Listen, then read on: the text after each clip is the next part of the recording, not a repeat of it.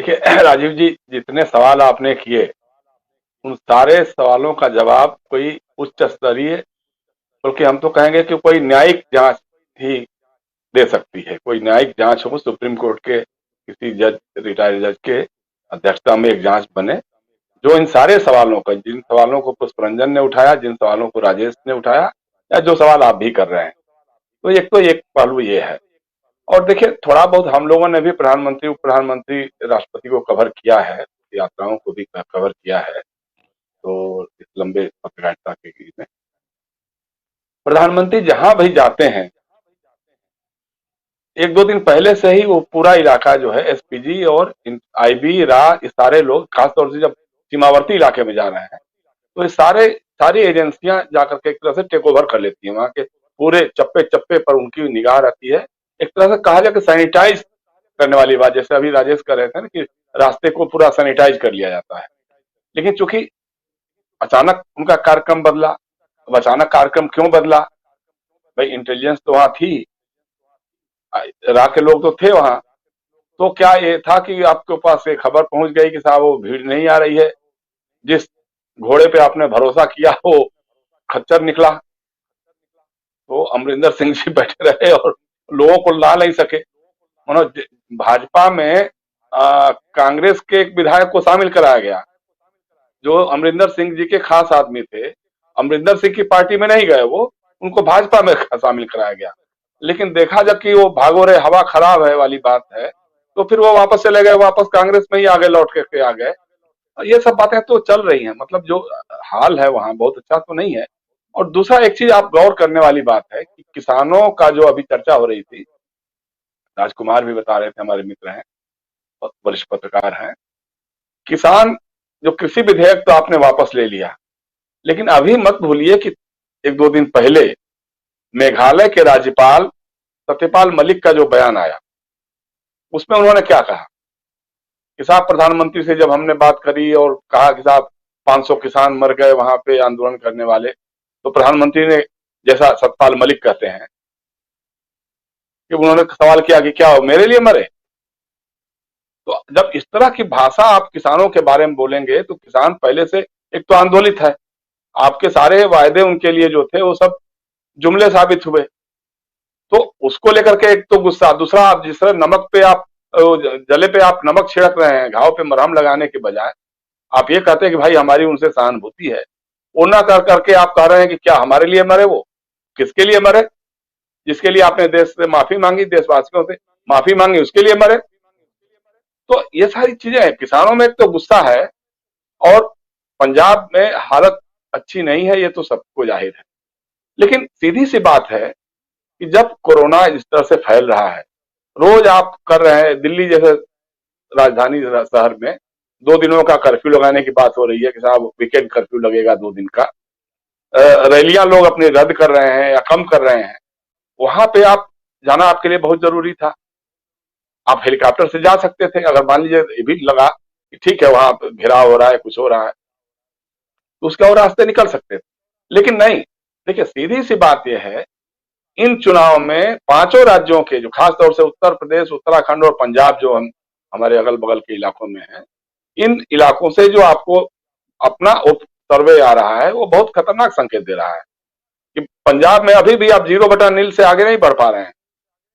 सब कुछ कर लिया आपने, अमरिंदर सिंह से तालमेल कर लिया, सुखदेव सिंह ढींडसा जी के साथ भी बना लिया, गठबंधन बना लिया। सारा कुछ करने के बाद भी कोई भी ओपिनियन पोल जो भी आ रहे हैं, जितने भी उनके अपने लोग हैं, तब भी वो नहीं पहुंचा पा रहे हैं, आपकी संख्या नहीं बता पा रहे हैं।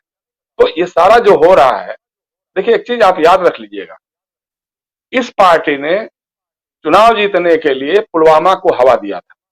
पुलवामा कांड हुआ था, उसके बाद जिस ढंग से माहौल बदला और जो भुनाने की कोशिश की गई और एयर स्ट्राइक और ये सारा सब नाटक हुआ, आज तक पुलवामा का सच इस देश के लोगों को पता नहीं लग सका है कि कैसे वहां पे सड़क पे वो जहां एकदम सिक्योरिटी फोर्स से सैनिटाइज कर लेती हैं, वहां कैसे वो बारूद भरा हुआ जो पहुंच गया, वहां जीप या गाड़ी जो पहुंच गई वहां पे कैसे हो गया विस्फोट, सारा सारा वो सब अभी तक उसका सच नहीं सामने आया।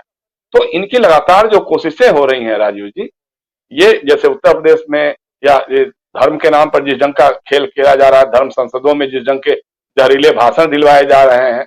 अब ऐसा तो नहीं है कि प्रधानमंत्री जी की और गृह मंत्री जी की जानकारी में नहीं है, स्मृति ईरानी जी की भी जानकारी में नहीं है, लेकिन एक शब्द भी हमारी केंद्र सरकार के नुमाइंदों ने इस पर नहीं बोला है। जब एक संप्रदाय विशेष के लोगों के नाम की अपील हो रही है और कहा जा रहा है कि बच्चे स्कूलों से किताब कापियां छोड़ करके तलवारें हाथ में ले लें, ये बातें हो रही है, गांधी को आप गाली दिलवा रहे हैं, उसके बाद आपका कोई रिएक्शन नहीं आ रहा, कोई प्रतिक्रिया नहीं आ रही है।